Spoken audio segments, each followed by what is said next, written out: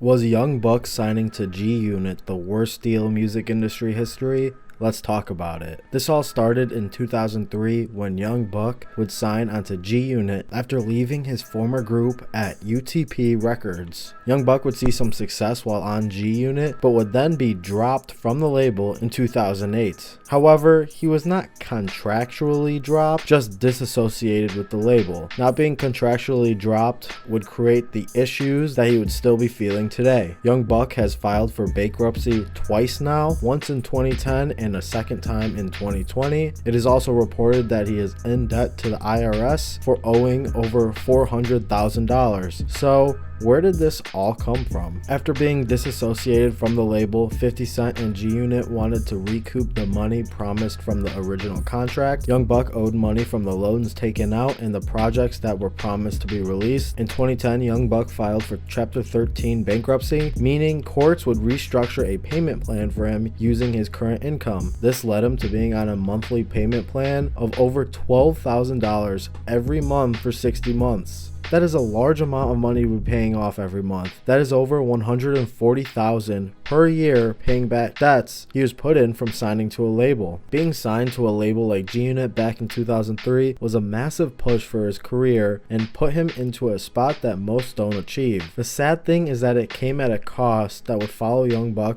throughout the rest of his life. After being disassociated from the label, Young Buck was still releasing music independently. That shouldn't be surprising because an artist is going to create. What went wrong was that Young Buck would eventually start hiding royalties that he needed to use to pay back his bankruptcy. That and he was promised to release 2 albums under G Unit to fulfill his contract. That never happened because of the feud with him and the label. This would lead Young Buck to his second bankruptcy filing in 2020. The Chapter 7 bankruptcy plan that Young Buck is on includes what he owes the IRS, what he owes G Unit, and what he owes other creditors. He now owes a minimum of $515 per month to pay back for what he still owes. This is a lot less than that $12,000 he was originally supposed to pay, but now he is working towards paying this for the rest of his life. Young Buck still does owe G Unit 2 albums, which can help him fulfill his contract. I think it would be best if he just worked to get those over with so he can fulfill the contract and focus making money independently to pay off his debts. G Unit has a majority ownership of Young Buck's music catalog, which to me means he will never get that back, especially with how much he still owes the label. Is this one of the worst deals in music industry history?